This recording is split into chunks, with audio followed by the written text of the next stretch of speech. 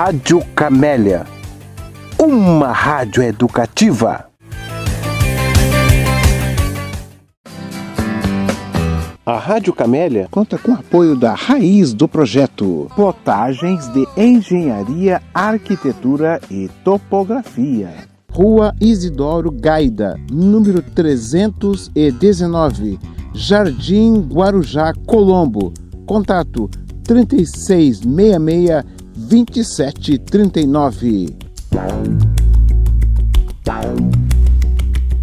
O WhatsApp é 84050162. Imprima suas ideias com a qualidade que você merece. Programa Livre Pensar vai ao ar toda segunda-feira a partir das 19h30.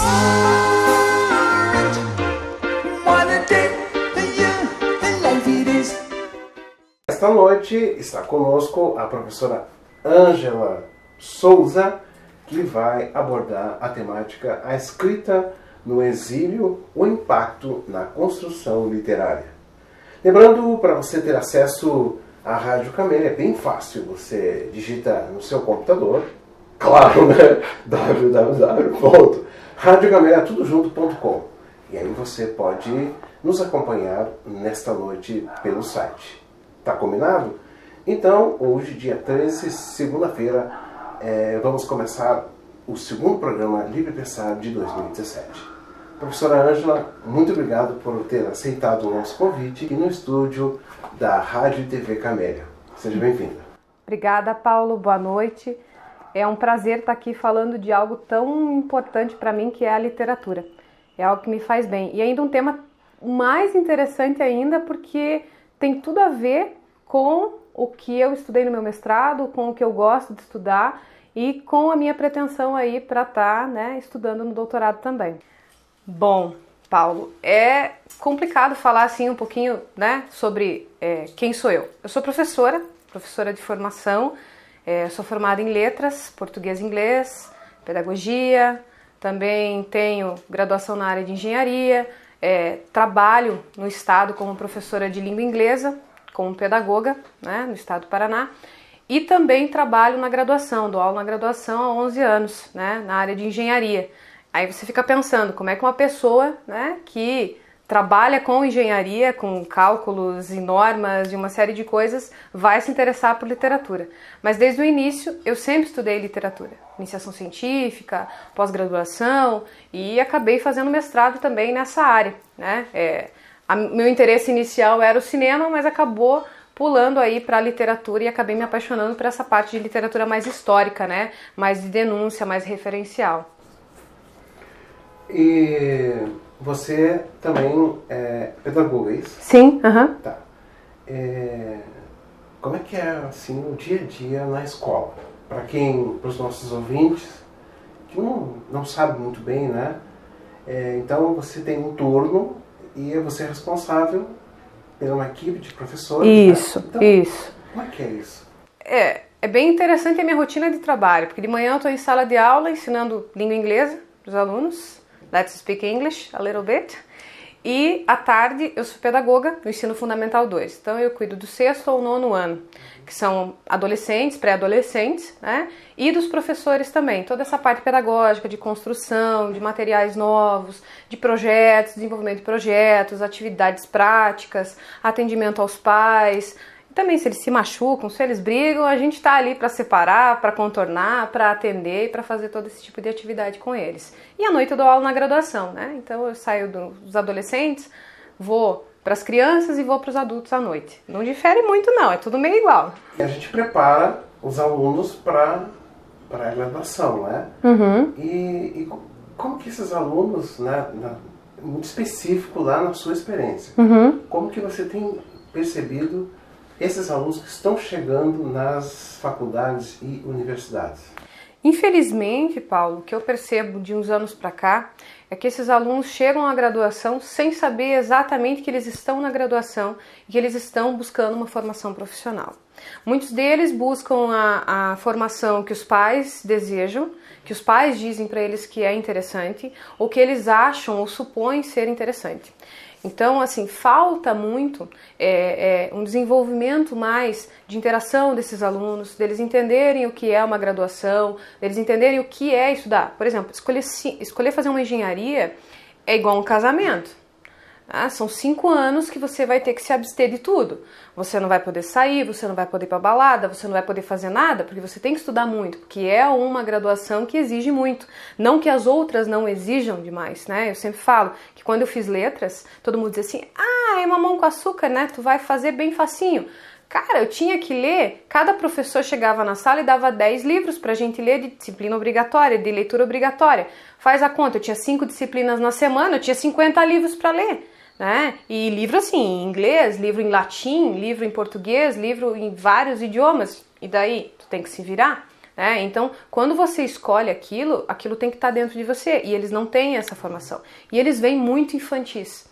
Eles não têm responsabilidades. Então, cabe a quem trabalha no ensino médio, quem trabalha no fundamental, desenvolver mais essa maturidade, mais essa responsabilidade, mais esse senso crítico deles que eles não têm, infelizmente. Sobre o tema, a escrita no exílio, o impacto na construção literária. Bom, Paulo, eu preparei algumas coisas aqui pra gente, né? Mas, assim, o que é interessante falar é, primeiro, o que é exílio. Né? As pessoas, elas entendem exilado. O que é um exilado? É aquele que não pode mais ficar na sua pátria, aquele que tem que estar fora da sua pátria, longe, por várias questões. Às vezes por questões sociais e no caso aqui o que a gente vai tratar do exilado é aquele que é banido do seu país. Nós tivemos no Brasil um processo ditatorial e é interessante que na América Latina quase todos os países passaram por processos ditatoriais, golpes que a gente chama, né? E isso faz a gente pensar como se constrói essa cultura, né? Essa literatura, essa ciência dentro de países que sofreram golpes na sua democracia, no seu processo político, no seu processo social. Porque o que se percebe e o que se tem é que é sempre muito drástico para todos os ambientes você ter um processo ditatorial, um processo de golpe. Você tem uma descrença, você tem um sentimento de solidão e você tem um sentimento de exílio, de você estar sozinho, de você ser exilado. E o que é interessante, ainda mais, é que não se deixa de fazer ciência, não se deixa de fazer literatura, não se deixa de fazer política nesses processos ditatoriais. Né? Quando eu fui estudar para a minha dissertação do mestrado, eu estudei a ditadura no Chile, propriamente dita, porque o meu interesse era num escritor chamado Antônio Skármeta, né, chileno, e Pablo Neruda. E o que é interessante, né, fazendo uma parte, o Pablo Neruda é um poeta, ganhador do Prêmio Nobel, que participou não só, né, da ditadura no Chile, que foi um golpe muito grande para ele, mas também de outros processos ditatoriais na América Latina. Ele tinha contato e conhecimento com outras pessoas, né, por ser muito benquisto, né, na América Latina como no mundo inteiro, e ele passou por esses outros processos ditatoriais. Tem um livro dele chamado Confesso que Vivi, que foi editado pós a morte dele, que ele retrata vários elementos dessa vivência dele nesses processos ditatoriais. Né? E depois ele faz essa relação do tempo que ele viveu a ditadura ali, né, no Chile, esse golpe. E quão isso é impactante. É interessante, eu vou mostrar, eu acho que dá para mostrar. Tem uma revista chamada Desfile, né, no Chile, de janeiro de 1971, que ela fala, né, da fuga dos cérebros, né, que o governo provoca a fuga dos cérebros do país. Quando você tem um processo ditatorial, o que acontece? Há uma fuga em massa das pessoas pensantes, vamos colocar assim. Todos que são opostos àquele processo, né, fogem, eles são banidos. né? E a gente pode abrir esse banido de diversas formas, sabe, Paulo? Muitos deles são torturados, muitos deles são mortos, né? Outros são exilados mesmo por ter uma proteção política um pouco maior. Isso vai depender aí de como a pessoa vai se portar. O Tzan Todorov, ele fala, né, sobre a conquista da América e ele retrata os governos ditatoriais como, né, as conquistas na época do descobrimento dos descobrimentos. Ele compara o povo conquistado com os processos ditatoriais. É sempre um crime, é sempre um massacre, né? Ele se questiona, né, por que a gente destrói o que a gente ama? Porque essa necessidade de se destruir o que se ama, o que se tem de melhor, né? E ele compreende, né? Ele fala assim, ó, que o mundo asteca, ele fala do mundo asteca, né? Se descobre diante dos seus olhos, diante do Cortés, né? Certamente melhor do que Montezuma, compreende as realidades espanholas. Então o Cortés entende mais aquilo do que o próprio Montezuma, né? Asteca, em relação ao novo que está vindo. Contudo, essa compreensão superior não impede os conquistadores de destruir a civilização e a sociedade mexicana. Então isso é muito interessante, porque, veja, eu instauro um processo ditatorial para destruir aquilo que se tem com o intuito de melhorar. Tá? E voltando, indo mais para a área da literatura, o que a gente percebe? Que a ditadura, ela foi um processo, esse exílio foi um processo efervescente de se ter vários textos, várias escritas, né, exacerbando esse processo de demonstrar o que eu estou sentindo, qual é a minha revolta, o que eu vi, o que eu não vi, o que eu percebi, o que eu percebo e assim por diante. Então, o que o exílio fez? Fez com que esses escritores, esses cientistas se unissem nas partes do mundo onde eles foram abrigados, né, onde eles foram abraçados, para fazer o quê? Para escrever. Então eles escreveram várias revistas, formaram várias revistas. Por exemplo, do Chile, a gente tem Araucária, que é uma revista que tem estudos científicos, estudos políticos, estudos históricos e estudos literários, né? E nessa revista é reunida e ela é enviada ao Chile de uma forma subversiva, é claro, né? Porque é crime livre pensar. Vamos usar a frase da rádio, né? Então essa questão do livre pensar incomoda. E fazendo uma correlação, hoje em dia nós não vivemos uma ditadura, nós não vivemos um processo ditatorial, mas nós temos esse resquício de que o livre pensar e o livre questionar incomoda. Quando as pessoas começam a questionar, né, e começam a pensar de uma forma diferente, que as coisas podem ser diferentes, ela ainda incomoda, né? O que eu gostaria de mostrar são alguns livros, né, que eu acho que são bem interessantes, né, nesse processo de literatura, que é do Antônio Skármeta. Esse livro aqui é O Dia em que a Poesia Derrotou, né, um Ditador, que é do Antônio Skármeta. Ele é um livro que traz um tema real, que é da época do plebiscito. Augusto Pinochet, para quem não conhece, foi o ditador do Chile, né, o general Pinochet, durante muitos anos. E quando ele viu que o processo ditatorial dele não dava mais, ele abriu um plebiscito para que as pessoas votassem nele, dissessem assim, vocês querem que eu fique ou vocês querem que eu saia? Bem bonzinho ele, depois de ter massacrado várias pessoas. E o que acontece? Ele vai e ele contrata um publicitário para fazer a campanha. Ele quer que esse maior publicitário do Chile faça a campanha dele. E esse cara vai contra e ele vai e faz a campanha a favor do sim, que o Pinochet tem que sair. E ele fica pensando, a minha família vai morrer por isso, por aquilo e aquilo outro, e uma série de coisas. E claro, o plebiscito acaba saindo, né? O Pinochet acaba saindo, só que o interessante é perceber, historicamente falando, que o plebiscito foi em 73, né, e Pinochet só passa a faixa em 75, então ele não quer mesmo sair, né, ele quer ficar ali, não, tudo bem, vamos lá, vamos passando aí, né, então esse é um livro bem interessante, muito rapidinho de você ler, não tô falando, a escrita do Antônio Skármeta é uma escrita bem prazerosa de você ter acesso à literatura, e a gente tem um livro que é muito mais famoso, muito mais conhecido, tem um filme, né, que é dirigido pelo Redford, que é O Carteiro e o Poeta, né? Que não é O Carteiro e o Poeta, o nome original do livro, né? É Ardente Paciência. Esse é o verdadeiro nome do livro, né? Do Antônio Skármeta, tá? Ardente Paciência. E muitas pessoas chamam de O Carteiro de Neruda ou O Carteiro e o Poeta, tá? Esse filme fez muito sucesso, ganhou, né, o Oscar de melhor trilha sonora, mas tem uma fotografia lindíssima. E se me deixa fazer uma parte, né, eu gosto muito de cinema também, eu acho muito interessante.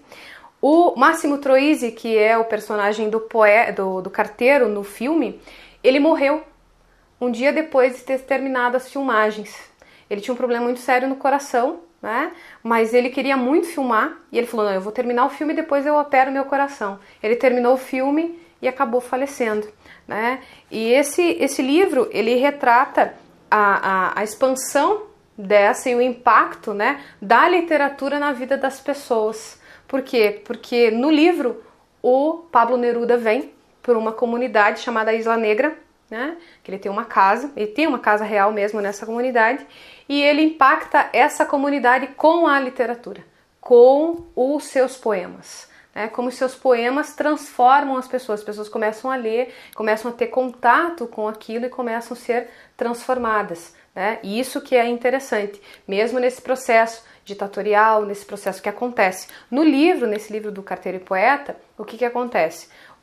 Eles têm todo o processo de eleição do Allende, né? Um presidente socialista que pensa no povo, que foi eleito democraticamente. Aí você tem um golpe da burguesia, que é muito interessante e muito forte. Por quê? Porque um presidente que só pensa no povo e que quer fazer coisas para o povo, entende-se que é um presidente subversivo, porque quando ele não trabalha com as forças que são dominantes, vamos pensar assim, ele não presta, ele não serve. Então vamos fazer um golpe. Então essa massa, né, dominante, essa elite, ela faz um acordo com os Estados Unidos, que aconteceu mesmo porque os Estados Unidos, historicamente falando agora, ele faz todo um controle, né, da América do Sul, fomentando, né, e financiando essas revoluções e esses processos ditatoriais. Então, eles se reúnem e colocam o Pinochet, né, para tomar o poder, dar o golpe, né?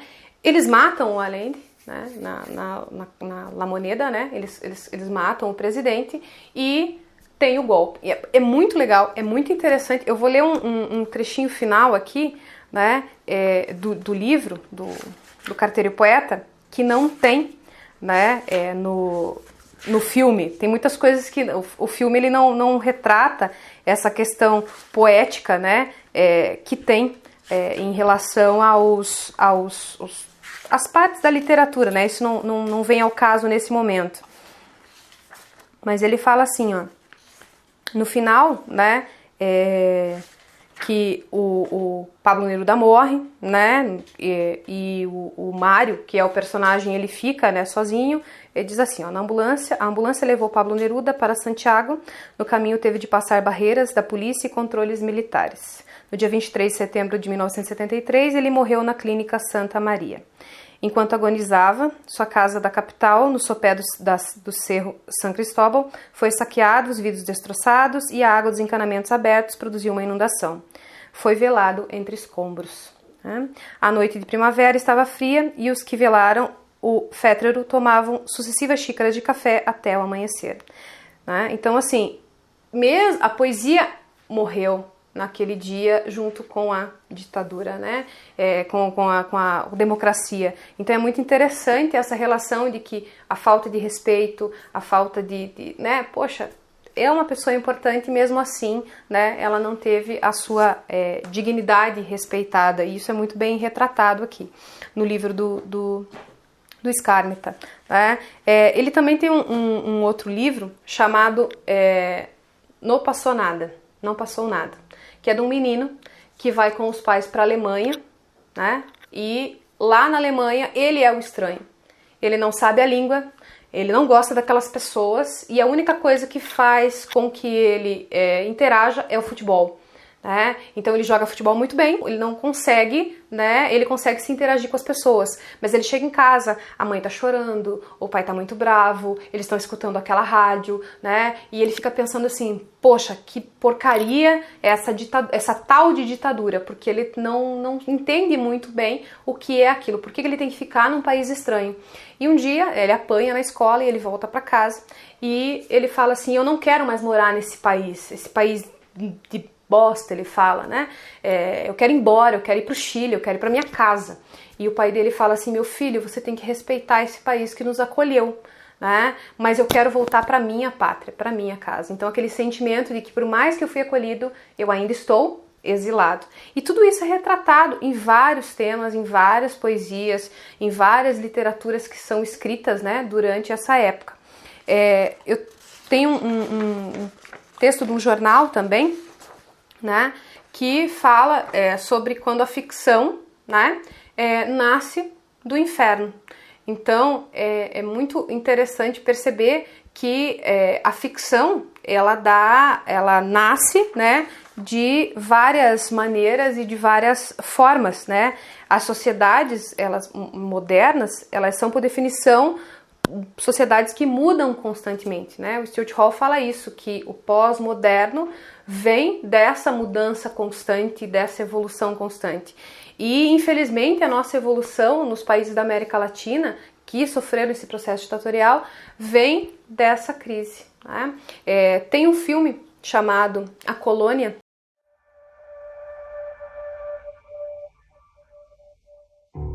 I can see.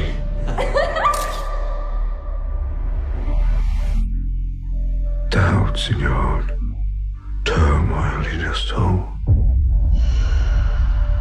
Oh, you think you made a mistake, that you shouldn't have come here. You regret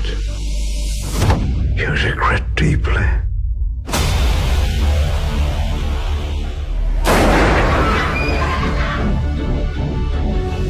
Hey, no, hey!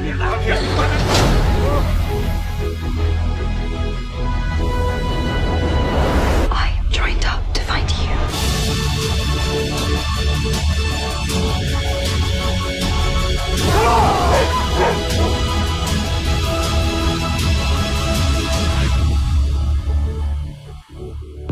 Que é um filme que retrata essa questão da ditadura no Chile, mas não especificamente da ditadura, mas de um local que existiu realmente, que era um ambiente onde eles levavam os subversivos para serem torturados e confessar coisas.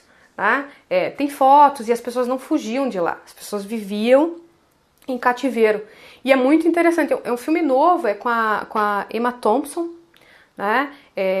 Ele retrata, é um filme de 2014, 2015, se eu não estou enganada, é um filme bem interessante, né? Que fala dessa questão. E esse filme, O Dia em que a Poesia Derrotou um Ditador, também, esse livro também tem um filme que retrata esse livro, né? Esse texto aqui.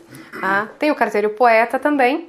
E o que é perceptível é que essa literatura de exílio, ela sempre vai retomar esse sentimento, né, de decepção, de tristeza, de aborrecimento, de angústia, porque retrata a morte, o sofrimento. Então você não vai encontrar nenhuma escrita, né, nessa questão do exílio que retrate coisas boas, que fale de alegrias, que fale de felicidades. As felicidades, elas são muito tênues, muito simples, assim, coisas pequenas. Por exemplo, passei de ano na escola.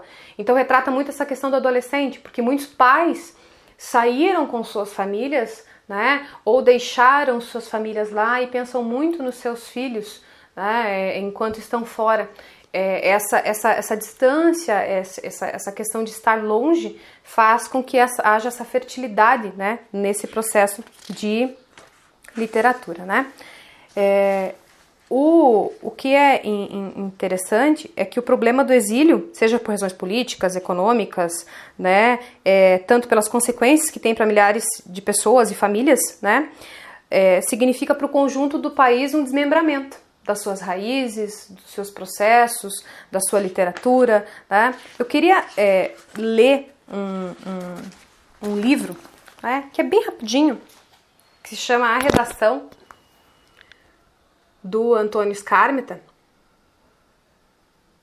Eu gostaria de que desse para pegar bem as imagens que tem, né, que retrata essa questão certinha mesmo de como é esse processo ditatorial, esse processo da quebra da democracia que não existe, né, porque o processo de ditadura, eu acho que vale fazer uma parte, para quem instaura esses processos golpísticos, né, esse processo de golpe ditatoriais, ele não é um golpe, ele não é algo que faça mal. Ele está fazendo certo, ele está fazendo aquilo que ele acha que é interessante, que é bom para o país.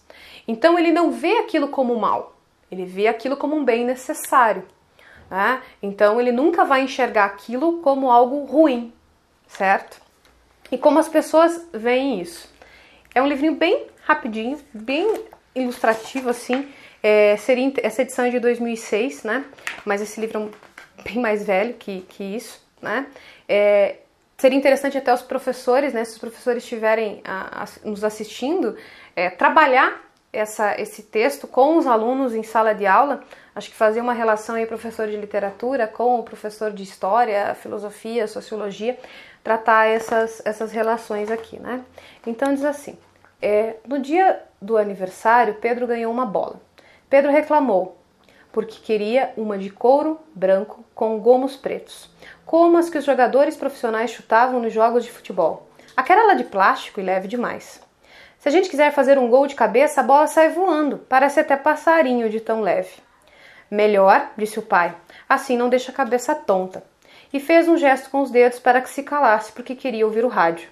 No último mês, desde que as ruas tinham se enchido de militares, Pedro reparava que toda noite o pai se sentava em sua poltrona predileta, levantava a antena do aparelho verde e ouvia com atenção notícias que chegavam de muito longe.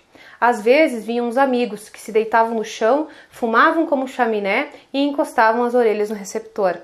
Pedro perguntou à mãe, por que eles estão sempre ouvindo essa rádio cheia de chiado? Porque o que ela diz é interessante. E o que é que ela diz? Coisas sobre a gente, sobre o nosso país. Que coisas? Coisas que estão acontecendo. E por que se ouve tão mal? Porque a voz vem de muito longe. Morrendo de sono, Pedro chegava até a janela, tentando adivinhar qual daqueles morros distantes estaria filtrando a voz que falava na rádio. Vou passar um pouquinho aqui, né? E vou mais para frente. Um dia Pedro deu uma arrancada rápida, avançando pela lateral esquerda, onde deveria estar a bandeirinha do córner se estivesse jogando num campo de verdade, e não numa rua de terra de um bairro. Chegou diante de Daniel, que estava no gol. Fez um jogo de cintura para fingir que ia e não foi. Deu uma pisadinha na bola para ajeitá-la nos pés. Chutou por cima do corpo de Daniel, que se adiantara e suavemente fez a bola rolar entre as duas pedras que marcavam o gol. Gol! Gritou Pedro e correu para o meio do campo esperando que o abraço dos companheiros. Mas dessa vez ninguém se mexeu. Estavam todos parados, olhando fixos para a mercearia. Essa imagem é muito interessante, muito, muito forte, né? Porque o militar, né? As crianças paradas olhando, né? E a pessoa sendo presa. Algumas janelas se abriram, apareceu gente na esquina olhando, outras portas, no entanto, se fecharam de repente. Então Pedro viu que o pai do Daniel estava sendo levado por 2 homens que o arrastavam, enquanto um bando de soldados apontava metralhadoras em direção a ele. Quando Daniel quis chegar perto, um dos homens impediu, pondo-lhe a mão no peito. Para trás, disse. Seu Daniel olhou para o filho. Cuide bem da loja. Quando os homens o empurravam para o jipe, ele fez um gesto para botar a mão no bolso e imediatamente o soldado ergueu a metralhadora. Cuidado, seu Daniel disse. Só queria entregar as chaves ao menino. Um dos homens lhe agarrou o braço. Deixe que eu entrego. Apanhou a calça do preso e, no lugar onde se ouviu um barulhinho metálico, pôs a mão e tirou as chaves. Daniel as apanhou em pleno ar. O jipe foi embora e as mães se precipitaram para a rua, agarraram os filhos pelo pescoço e os levaram para dentro das casas. Pedro ficou perto de Daniel, no meio da poeira que o jipe levantara ao partir. Por que levaram ele? Daniel meteu as mãos nos bolsos e apertou as chaves. Meu pai é contra a ditadura. Pedro já havia ouvido isso de contra a ditadura. A rádio de noite dizia isso muitas vezes. Mas ele não sabia muito bem o que queria dizer. O que é isso? Daniel olhou na rua vazia e falou, como se estivesse contando um segredo. Quer dizer que eles querem que o país seja livre, que os militares saiam do governo. E é por isso que prendem as pessoas? Perguntou Pedro.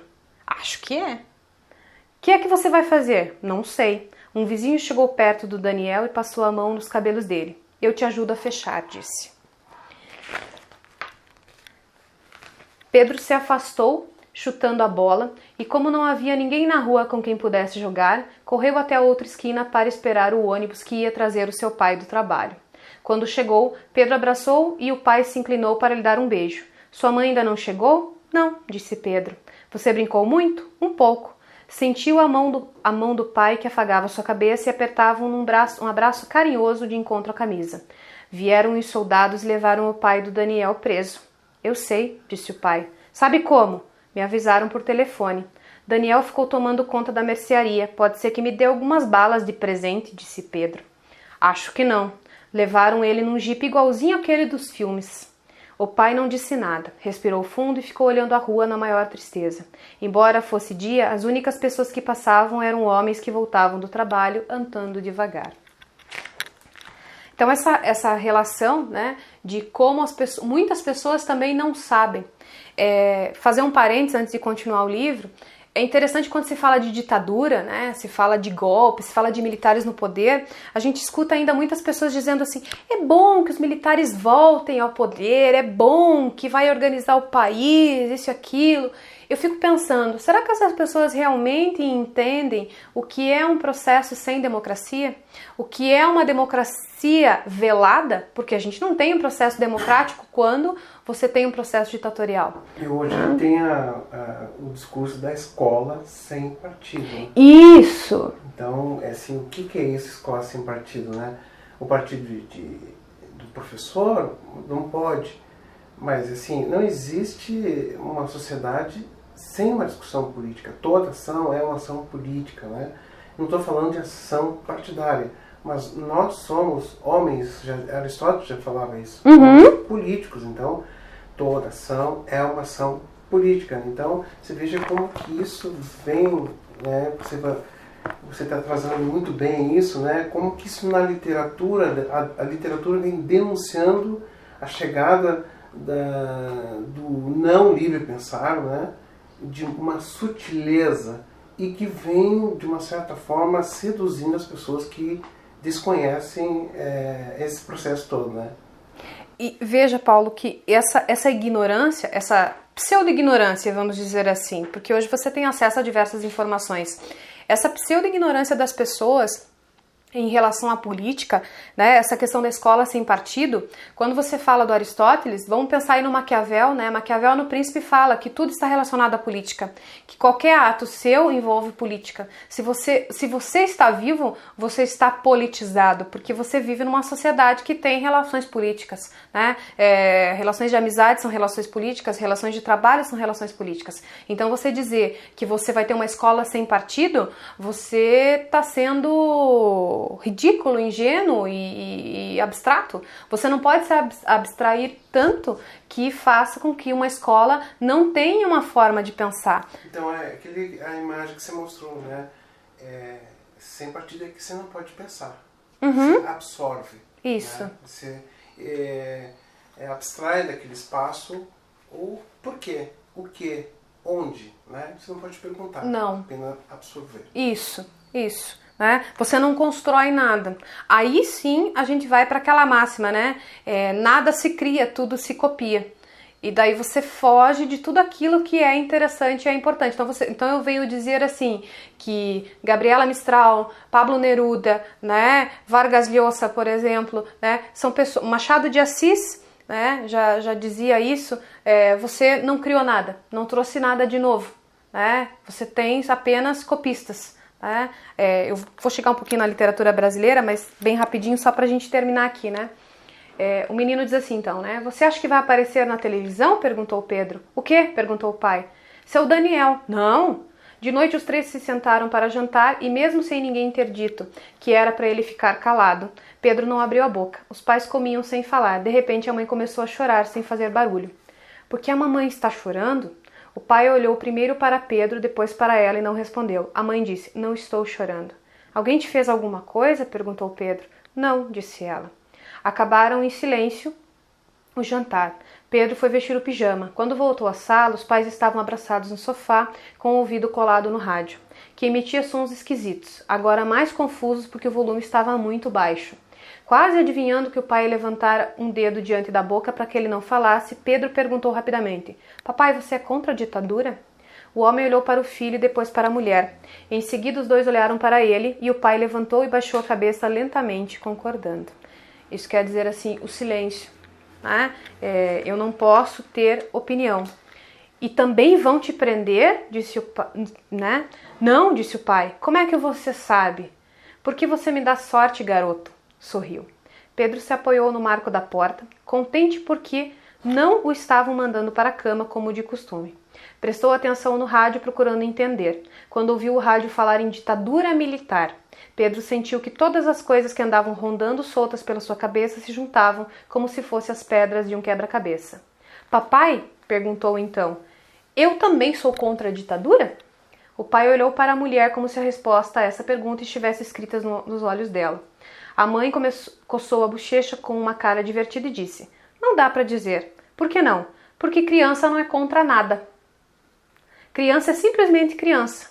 Garoto da sua idade tem que ir para a escola, estudar muito, brincar e ser carinhoso com os pais. Cada vez que diziam a Pedro essas frases compridas, ele ficava em silêncio. Mas dessa vez, com os olhos fixos no rádio, respondeu, bom, mas se o pai do Daniel está preso, então o Daniel não vai mais poder ir para a escola. Vá deitar, meu filho, disse o pai. Então, o que é interessante, né? Veja, a criança é simplesmente criança. Criança não é contra nada. Veja que como nós, professores, temos um papel extremamente importante e decisivo nesse processo de construção de caráter. Porque quando a criança é manipulada por uma mídia subversiva, vamos dizer assim, que impõe a ela que ela não deve ser criança, que ela deve ter certos pensamentos, certos trejeitos, né? Cabe à escola esse papel de educar politicamente, né? De que a criança tenha acesso a essas informações e seja politizada e tenha sua decisão por si própria, né? Que brinque, que aprenda, que vá à escola, que estude muito, perfeito, mas que ela também tenha essa noção do que é certo e do que é errado dentro desse processo político construído por ela própria. Veja, como você disse, se eu trabalhar um texto do Aristóteles com os meus alunos, um texto do Platão, ou mesmo esses fatos históricos, não de uma maneira velada, mas de uma maneira construtiva para ele entender e tomar as suas decisões por si próprio, ele vai poder dizer se é certo ou se é errado, se é bom ou se é ruim, né? Como adulto, posteriormente, ele vai poder tomar o caminho dele. Agora me diga, como que uma pessoa sem essa construção política, sem essa construção histórica, sem ter acesso a essas informações de uma maneira crítica, de uma maneira bem intensa, ela vai conseguir, né, fazer com que o país dela evolua, com que o país dela melhore, né? Que ela vai conseguir trazer literaturas boas. Aí eu vou fazer um parênteses. Hoje há uma avalanche de livros idiotizados, tá, que são consumidos em massa e alienam as pessoas. Histórias assim que não trazem sentido nenhum. Não que a literatura ela tenha que ser apregoada, por exemplo, só a essa questão histórica, mas que ela tenha que trazer algo que faça uma reflexão. Um poema do Neruda traz uma reflexão muito grande, né, para vários tipos de arte, Skármeta, Vargas Llosa, Machado de Assis, José de Alencar, né, vamos aí, Haldan Assar, né, vamos trazendo aí várias coisas. Machado de Assis, quando trata no livro Esaú e Jacó, você pensa, é uma historinha entre irmãos, mas ele trata exatamente da questão da monarquia e da república. né? Um irmão é a favor da monarquia, outro irmão é a favor da república, e há embates políticos muito grandes ali dentro que você pode trabalhar. Mas é literatura. Mas é uma literatura que faz você pensar e que traz os dois lados da moeda. Veja, Machado de Assis é muito interessante, porque ele faz assim, ele não defende nem a república e nem a monarquia. Ele traz os dois lados e faz com que você decida no lado de qual irmão você quer ficar.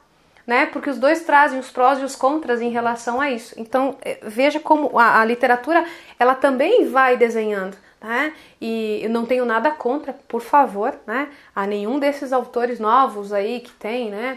John Green, Nicholas Sparks, essas coisas assim. Mas você pegar e você ler, né?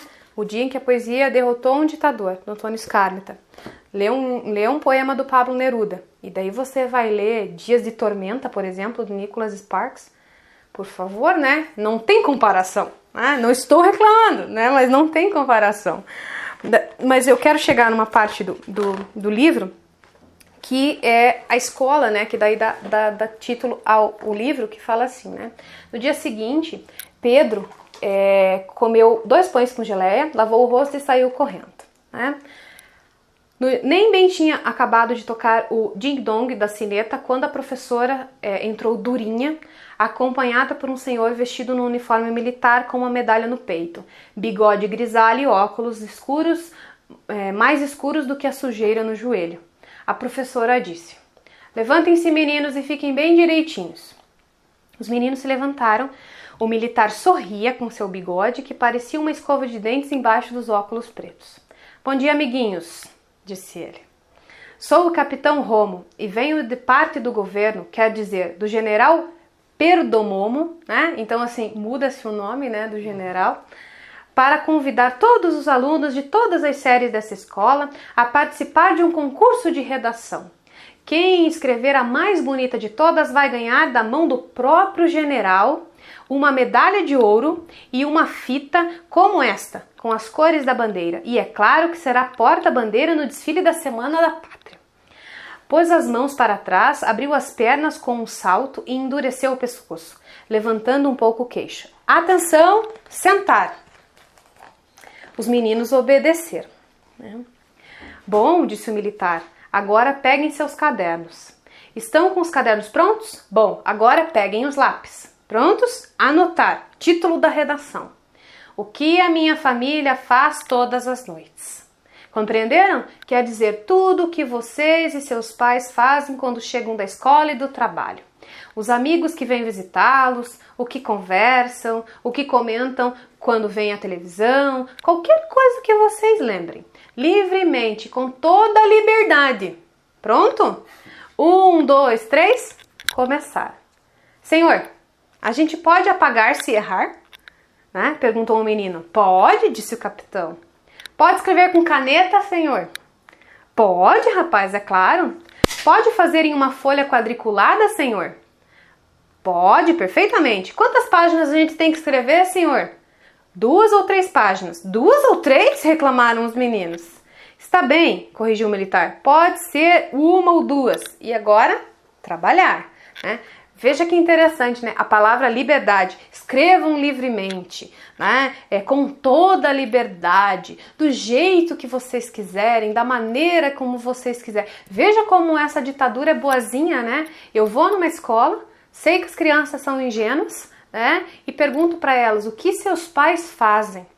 Né? Eu vou ganhar uma medalha por contar o que a minha família faz. Né? Veja quão subversivo é isso, né?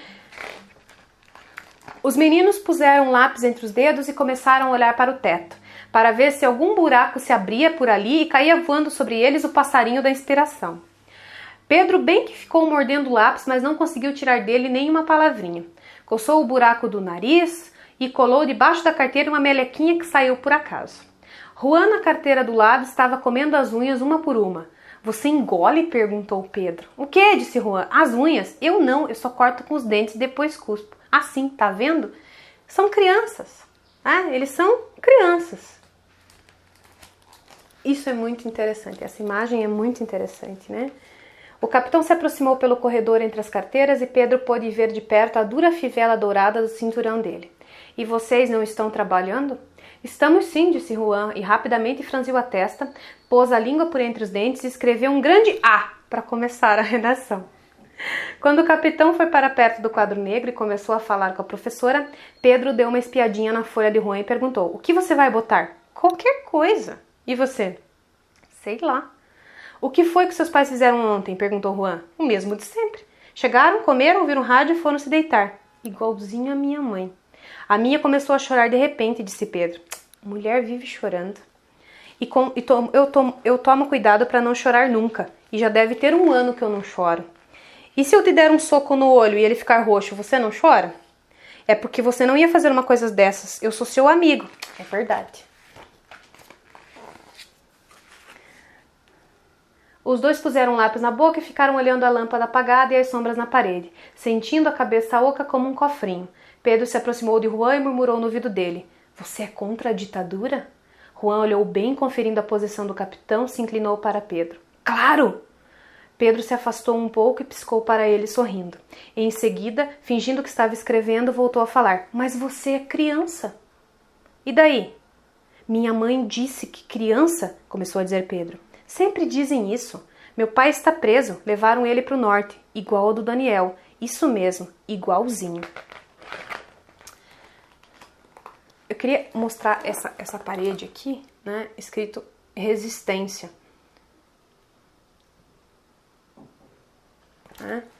E daí eles vão e tal, né, passou uma semana, né, que o general tinha ido, né, lá na escola e tudo mais, né, aí Pedro fala, né, Pedro comeu a bala do caminho da casa e nessa mesma noite, enquanto jantavam, contou ao pai. Mandaram a gente fazer uma redação na escola, disse o pai, tomando a sopa. Sobre o quê? O que minha família faz todas as noites. O pai deixou a colher cair no prato, esparramou a sopa na toalha, olhou em direção à mãe. E o que foi que você escreveu, meu filho? Pedro levantou da mesa e foi procurar a folha no meio dos cadernos. Querem que eu leia? O capitão me deu parabéns. Esfriou, né, a família, imagina. Mostrou o lugar onde o capitão tinha escrito muito bem parabéns. O que? Capitão? Que capitão? Gritou o pai. O que nos mandou fazer a redação? Os pais voltaram a se entreolhar e Pedro começou a ler. Escola Síria, 3ª série... O pai interrompeu. Tudo bem, pode pular isso e começar direto para a redação, por favor.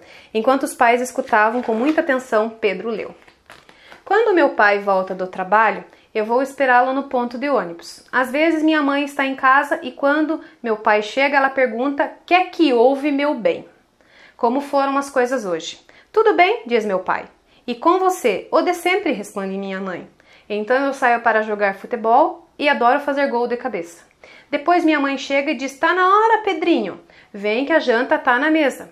E a gente se senta e eu sempre como tudo menos a sopa que eu detesto. Depois, toda noite, minha mãe e meu pai sentam no sofá e jogam xadrez. E eu termino o dever de casa.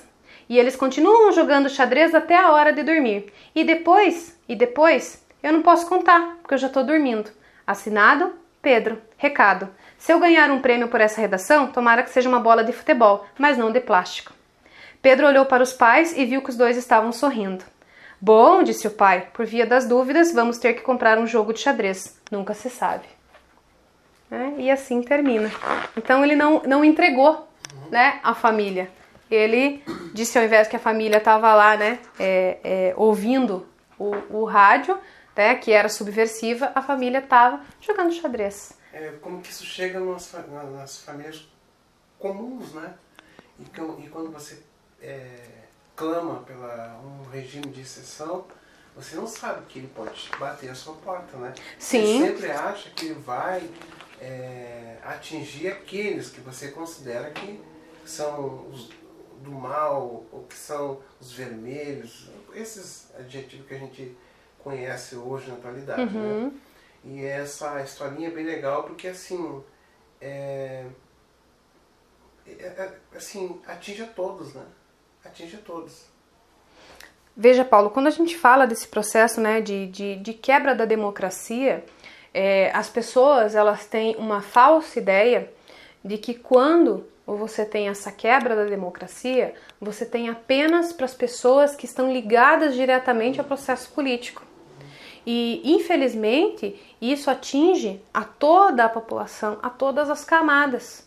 Porque um processo ditatorial, esse processo, ele não atinge só essas pessoas, atinge todos. Todo mundo que está na rua apanha. Todo mundo que questiona apanha. Todo mundo que fala apanha. Vamos pensar no Brasil, né? No Brasil, quando houve a ditadura, os cursos de pedagogia, por exemplo, os cursos de psicologia, os cursos de filosofia, de sociologia, eles foram cancelados. Você não tem esses cursos, porque esses cursos fazem pensar, né? O curso de ciências políticas, por exemplo, né, ele só veio a retornar na década de 90 para os bancos universitários no Brasil, né, com muito poucos adeptos. Né? Há essa questão de você demorar para retomar também a sua consciência, né, política. Você não tem as pessoas voltando, porque a ferida fica muito grande. Né? O curso de pedagogia, como eu estava te falando, ele sofreu uma retaliação nas suas cadeiras e ele foi dividido em 3. Né? Você não tinha mais essa parte de pensar, você tinha apenas a parte de supervisão e de orientação escolar. Né? Então, quem se formou na época da ditadura, na década de 60, na década de 70, até o final da década de 80 né, se formava apenas em supervisão e orientação, né, no curso de pedagogia. A partir da década de 90 que você tem o pedagogo amplo, né, que você tem hoje. Então, quem se formou antes, se formou pela metade. Quem se formou em literatura, por exemplo, na década de 70, sofreu muito essa pressão, né? Essa questão de você não poder questionar. Por exemplo, tem a poética, né? Do Aristóteles. Como é que eu vou ler poética e eu não vou questionar? Como é que eu vou ler Platão e eu não vou questionar? Então eu não podia ter certas cadeiras e eu não podia ter certos livros, né, que fossem lidos. Isso me retoma o index, lembra? Dos livros proibidos. O Nome da Rosa. Isso, né? Isso, do Humberto Eco, né? Mas esse index sempre teve. Então você tem toda essa parte, né, de subversão, e isso no Brasil, ele é muito forte, né? Num outro dia a gente conversa um pouco mais sobre isso, né, sobre essa questão. Mas isso que você está falando, nós estamos no século XXI, está para ser feita uma readequação do ensino médio, LDB, sem nenhuma discussão, LDB a parte da diversidade, né? Você já está retirando isso, quer dizer, você não pode trabalhar, você fala de religião, não pode falar, a escola é laica, você não pode falar religião. Mas você tem ensino religioso. Ensino religioso, entendeu? E aí, então, como que você vai, sem nenhuma discussão, né, e que você não tem a participação daqueles que são diretamente envolvidos, os alunos, a comunidade escolar, e você faz as mudanças do dia para a noite. Nós estamos no século XXI, você está trazendo uma coisa que já aconteceu na ditadura, nós estamos na democracia, por isso que o tema da rádio deste ano é a democracia retirando a máscara. Né? Que é bem isso, quer dizer, quem é que está usando a máscara da democracia? O que está por detrás? Né? Então é bem isso que você está o tempo todo reforçando, né? A ausência do pensamento, a ausência do questionamento, né? Você cria subsídios e maneiras, né, de velar todo esse processo questionador das pessoas. Eu sinto muitas vezes assim que a gente está retomando a época colonial. A época onde você não tinha acesso à educação, e se você tinha acesso a essa educação, era uma educação diferenciada, né? Tem uma frase muito interessante que retoma a época do Brasil colônia, né? Quando as mulheres não podiam ser alfabetizadas, as mulheres não podiam ler. Né? E se fala, né, que a mulher, nessa época, ela era considerada, como é que é a palavra? O sexo imbecil, né? Que era um conjunto de mulheres, né, e pessoas deficientes. Então as mulheres faziam parte disso, né? Então elas não precisavam ler, né? Porque se dizia assim, que pessoas que leem contêm conteúdos inúteis. Se elas têm conteúdos inúteis, elas são inúteis. Então se a gente lê, a gente vai se tornar inútil, e é isso que está se apregoando hoje. Né? Com esse excesso de literatura que não agrega nada, que não acrescenta nada. E daí eu te falo que aí está o nosso papel como professores de abrir esse mundo para os alunos, né, de literaturas que sejam frutíferas e que façam eles pensarem no que aconteceu, porque a gente tem aí, ó. E sabe o que é interessante, Paulo? Porque quando eu fui fazer minha dissertação do mestrado, eu tive uma dificuldade muito grande de ter acesso a materiais dos nossos países vizinhos. A gente não tem acesso às informações do Chile, da Argentina, do Paraguai, do Uruguai, são países do lado. A gente não tem acesso. A gente é um país tão fechado, tão ridículo em relação ao nosso processo literário, essa nossa interação, essa nossa relação, que a gente não estuda o que acontece ali fora, ali do lado. A gente vai estudar, por exemplo, Dostoiévski, que eu adoro. Eu adoro Dostoiévski, né? Adoro os contos dele, adoro a literatura dele. A gente estuda Irmãos Karamazov, por exemplo, estuda Kafka, mas não estuda Pablo Neruda, não estuda a Gabriela Mistral, que está aqui do lado, sabe? Nós não somos unidos como a América Latina, sabe? Nós ainda, nesse processo de sair a máscara da ditadura, vamos voltar a essa parte, a gente endeusa, sabe? Constituições e democracias que estão muito aquém dessa nossa relação.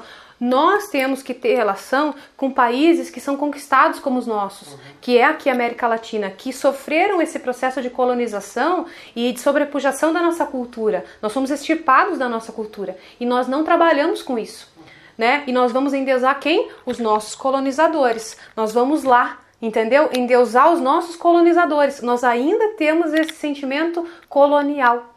Quando o Brasil crescer em relação a isso, ele vai entender que os nossos literatos são muito bons, né? Que os nossos parceiros da América Latina são muito bons e que a gente não precisa ir lá, entendeu? Do outro lado, né? Endeusar pessoas que não fazem sentido. Vamos para a Índia. A Índia não faz relação com outras pessoas. A Índia ama a Índia, né? Trinity Unrigard, que é uma autora indiana, ela escreve um livro chamado A Doçura do Mundo. Então a Trinity Unrigard, A Doçura do Mundo, como eu estava falando, é um livro dela, que retrata uma indiana, né, que veio para Inglaterra por causa do filho, que o marido morreu, e ela deixou as origens indianas dela, né?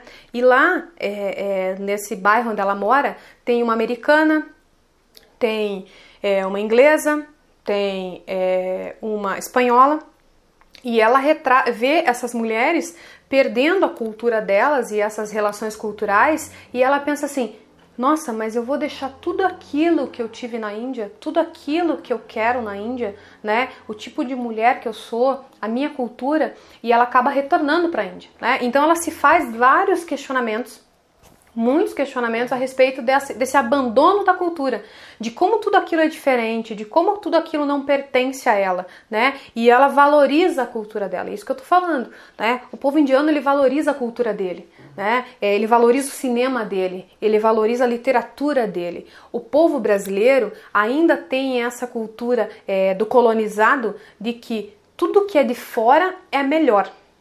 Nada do que tem aqui é bom. Eu escuto hoje, por exemplo, de colegas até de trabalho, né, nas escolas, eles dizem assim, ai, eu preciso ir embora desse país, porque esse país não tem mais jeito.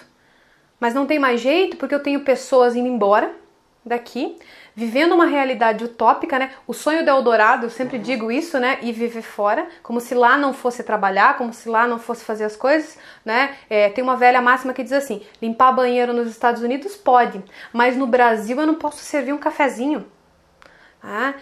Isso me irrita muito, me deixa muito chateada, sabe, Paulo? Porque as pessoas não valorizam isso.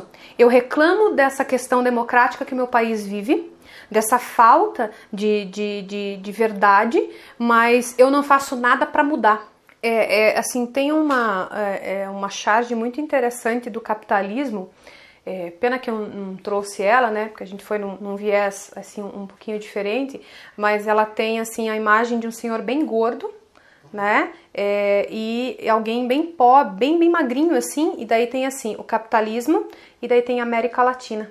Então a América Latina, ela vive uma pobreza porque ela ainda é sobrepujada por essa questão, né, do colonizador.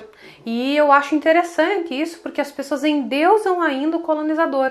Por que não valorizar né? Por que não trabalhar a ciência aqui? Por que não trabalhar a literatura aqui? Por que não valorizar, né? Por exemplo, quantos livros o Haldane Nassar vendeu, né? O escritor de Lavoura Arcaica. Quantos ele vendeu? Pouquíssimos. Se eu comparar, por exemplo, aquele Nicholas Sparks, né? Vou falar para você uma coisa bem interessante. A gente tá alimentando os nossos adolescentes com superficialidades, né? Você tem hoje literaturas, por exemplo, Crepúsculo, trilogias, né? 16 Luas, Harry Potter. Eu gosto, né, da Tolkien. Eu acho interessante, assim. É um tipo de literatura bem... Nada é novo para mim, Paulo, porque quando você estuda literatura, você vê que as literaturas de hoje, elas são cópias do que já foram, né? Se eu olhar as sagas vampirescas, aí vamos pensar nessa questão aí, né? Fugindo um pouquinho só do tema, só para você entender, vem de quem? Né? Stockler. Entendeu? Tá lá atrás. Tá lá no Edgar Allan Poe, né? Com o Corvo, por exemplo, né? Com os contos de horror. Tá lá no romantismo gótico. Tá lá atrás. E os caras estão copiando hoje e vendendo como se fosse água. Só que é algo vazio, né? Quando você tem Mary Shelley, que ela fala, né, do Frankenstein, ela fala toda de uma questão da invenção da ciência em prol de uma evolução, da ciência, aquela questão da morte, né, de sobrepujar a morte, dessa questão da ciência estar acima das leis, né, da física e tudo mais. Então ela tem toda uma relação moral que é tratada nesse livro. Então você não tem um endeusamento disso, mas você tem toda uma crise moral. Lá, Mary Shelley, entendeu? Tipo, 1883, se eu não estou enganada, é muito tempo, né? Você tem essa literatura já questionando. Aí você tem hoje uma literatura que pega esses resquícios lá, mas não faz nenhuma relação moral. Não faz nenhuma crítica à sociedade, não faz nada, não traz nada de novo, entendeu? Você só tem cópias. Então, esse esvaziamento que tem também é culpa nossa, né? Voltando àquela escola sem partido, veja, Paulo, você há de convir comigo que essa escola sem partido, ela tá funcionando, há muito tempo. Há muito tempo. E há uma padronização de profissionais que trabalham com isso, né? Por quê? Porque se sentem confortáveis em não questionar o que está acontecendo. E quando são questionados a questionar, eles se recuam e eles são agressivos. Ou quando o aluno começa assim, questionar a dita autoridade do professor, né? Que o professor, o aluno é aluno, sempre sentadinho ali, 5 aulas sentadinho e sem fazer pergunta. Quando você tem um aluno politizado, um aluno que faz essas leituras que você está trazendo aí, né? E faz o aluno pensar, isso para o professor é incômodo. Ele encaminha para o setor pedagógico e aí vem os adjetivos, né? Aquele chato, aquele... que a gente ouve muito bem na sala dos professores. Aquele, aquela. Porque, veja, me incomoda porque não faz parte de mim. Porque eu não fui politizado. Porque eu não fui questionado.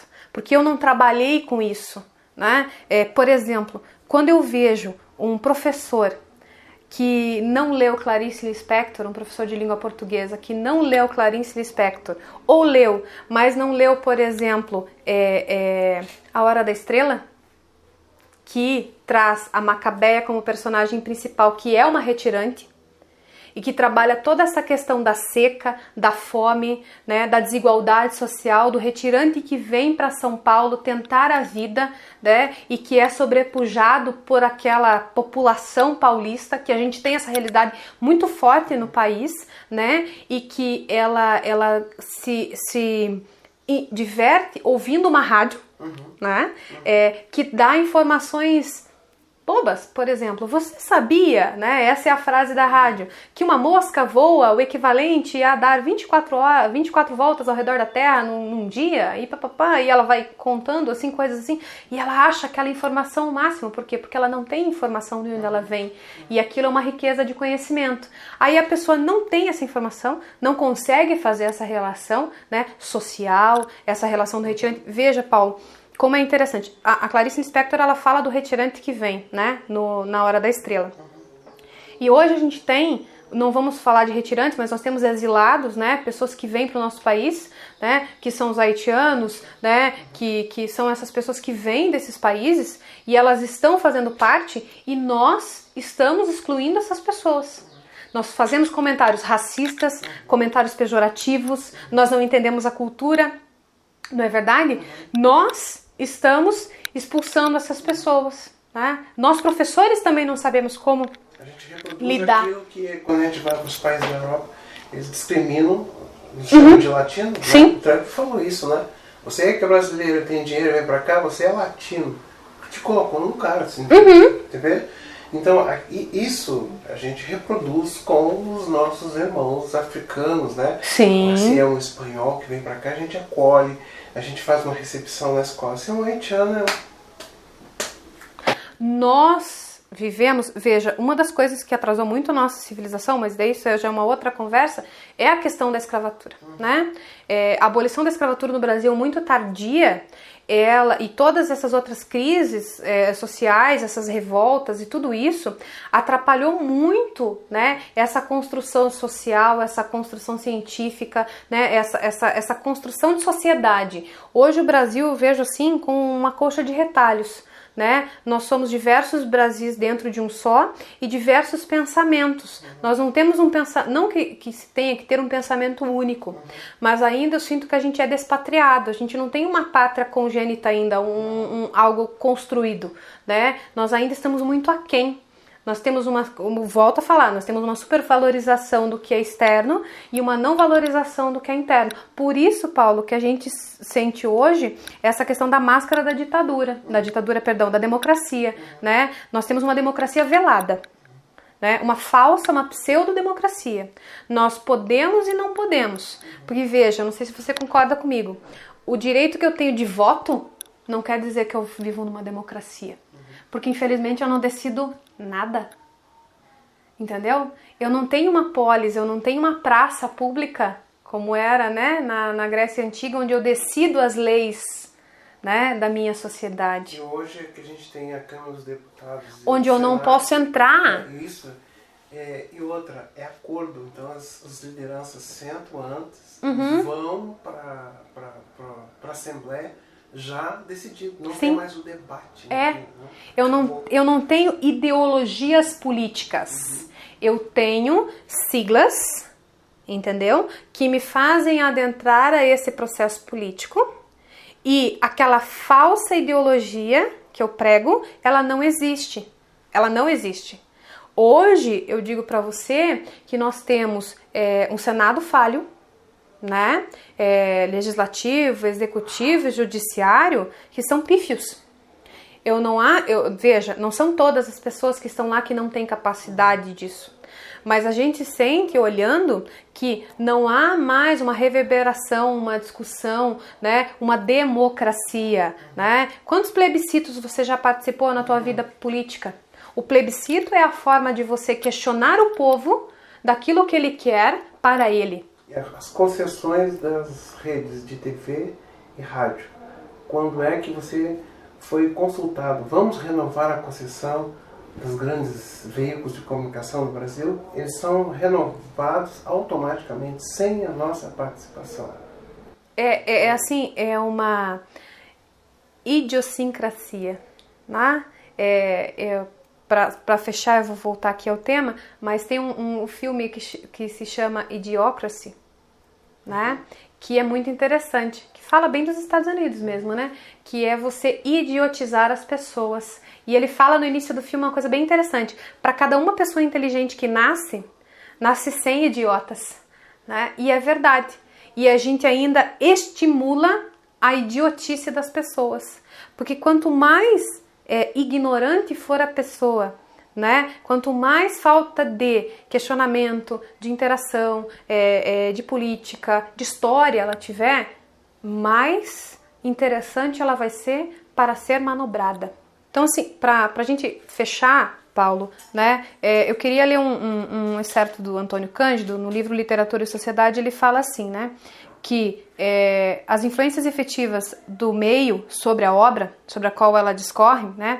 Ele diz assim, que há nesse sentido duas respostas tradicionais, ainda fecundas conforme o caso, que devem, todavia, ser afastadas numa investigação como esta. A primeira consiste em estudar em que medida a arte é a expressão da sociedade. A segunda, em que medida é social, isto é, interessada nos problemas sociais. Então, a obra, ela pode ser, a obra literária, ela pode ser espelhada no que acontece, né? Ou interessada nos problemas sociais. E eu acho que é isso que falta, né? A gente trazer esse resgate social. E fazendo essa relação, então, com a escola, Paulo, para finalizar, eu acho que é interessante ter essa interdisciplinaridade, né, de fazer essa relação, porque veja, a gente está aqui falando de literatura, mas a gente foi para política, a gente foi para sociologia, a gente foi para história, a gente foi para vários campos, e daí você pensa assim, poxa, né, mas quanto essa pessoa leu, né? Mas se você vai ler tal coisa, você tem que ler tal, né? Mas isso aqui, eu não conheço isso aqui, então eu tenho que ler mais sobre isso. Esse é o papel do professor, né? De sair da sua casinha, de sair da sua zona de conforto. Então, quando eu saio da minha zona de conforto, aquilo me incomoda, né? Mas eu tenho que sair, porque eu tenho que preparar melhor os meus alunos. Então, fazer essas inter-relações. Veja, um livro de literatura, eu posso trabalhar com história, eu posso trabalhar com filosofia, eu posso trabalhar com sociologia, eu posso trabalhar com língua portuguesa, eu posso trabalhar com várias disciplinas, né? Esse livrinho que a gente leu aqui, né, a redação, eu posso trabalhar com diversas disciplinas ao mesmo tempo. Então, falta essa interdisciplinaridade para a gente formar um aluno mais consciente, um aluno mais ativo, com voz mais ativa na sua sociedade, onde está inserido. Quando você fala de educação de qualidade, você tem que ter professores de qualidade. E hoje, nós sobrepujamos a capacidade dos nossos docentes, inferindo a eles uma carga de horário de trabalho desumana, porque o professor é o que mais leva trabalho para casa, porque não venha me dizer e me convencer que eu vou conseguir preparar a aula, ler material, trazer material novo, corrigir prova, preencher livro, fazer tudo o que eu tenho que fazer, Paulo, em 4 horas. Veja, eu não tenho nem 4 horas, eu tenho 3 horas e 40 minutos por semana para fazer tudo isso. Eu não consigo, eu tenho que levar para casa. E daí eu vou fazer isso de madrugada, eu vou fazer isso no sábado, eu vou fazer isso no domingo, eu vou fazer isso em vários horários, né, que não são meus horários de trabalho efetivo. E não é contabilizado como hora atividade. E não é contabilizado como hora atividade. Então, assim, essa falácia educacional que a gente vive hoje é atrelada a essa falsa democracia que a gente vive. Por quê? Porque quanto mais ruim for a nossa educação, não em índices numéricos, porque o governo ele vai atrás de índices numéricos, porque quanto maiores números de aprovação eu tiver, maior vai ser o investimento que eu vou ter, né? Isso é fato, né? Isso é fato, isso qualquer um sabe, mas eu tô falando da qualidade de ensino de formação. Aí volta aquele assunto, eu vou ter pessoas não capacitadas dando aula, pessoas que não têm interesse, mecanizadas, né, que vão lá e reproduzem a mesma aula durante 20 anos, que são aquelas famosas fichinhas amarelas, né, os flashcards que existiam, que o professor dava a mesma aula. Se tu tivesse aula em 1990 com ele, 2017 tu vai ter aula com ele, ele vai estar com os mesmos flashcards na mão, né, tendo as mesmas anotações e os mesmos exercícios. Poxa, né? E sair da casinha. Não é porque eu sou professora de língua inglesa que eu não posso trabalhar história com os meus alunos, eu não posso trabalhar questões culturais com os meus alunos, eu não posso trabalhar outras coisas. Essa relação é o que ela deve existir. Sair da minha casinha, sair da minha zona de conforto. Então, isso daí tem uma formação de base também, Paulo. Eu tenho que mudar a formação inicial dos meus professores. Os bancos universitários também pecam nisso. Mas isso é uma outra história, né? Isso é um outro assunto, uma outra coisa que a gente pode comentar depois. Quero agradecer, Paulo, a oportunidade, né, que você me deu para vir aqui falar um pouquinho de literatura, falar um pouquinho dos autores que eu valorizo, né? Falar um pouquinho de política também, porque a gente entrou nesse assunto de política, filosofia e história, né? Que é uma seara que me interessa muito. Mas a gente pode conversar mais vezes sobre outros assuntos aí, estou à disposição. Obrigada. Muito bem. Então, a gente agradece a participação dos nossos ouvintes. Lembrando que o vídeo vai estar disponível para vocês. Vocês podem entrar lá no Facebook da Rádio Camélia e que você vai assistir esse vídeo na íntegra. Tá certo? Muito obrigado pela participação de todos vocês. Lembrando que o programa Livre Pensar vai ao ar de 15 em 15 dias aqui na Rádio Camélia, Espaço de Palavras Livres. Perfeito! Muito bem, muito bem.